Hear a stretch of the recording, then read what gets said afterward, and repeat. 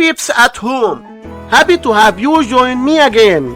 In today's stream, you have a sequence 8, 64, 512, and we wanted to find the seventh term.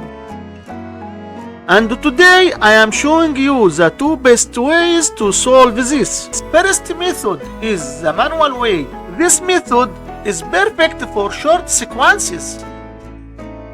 As you can see, we found that each term is multiplied by 8.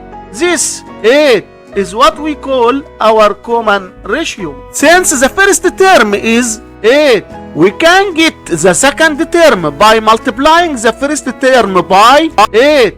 And the second term is 8 times 8, which equals 64.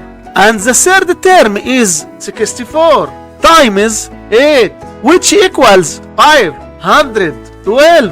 And the fourth term is 512 times 8, which equals 4096. And the fifth term equals 4096 times 8, which equals 32,768. And the sixth term is 32,768 times 8, which equals 262,144. And the seventh term is 262,144 times 8, which equals 2,097,152.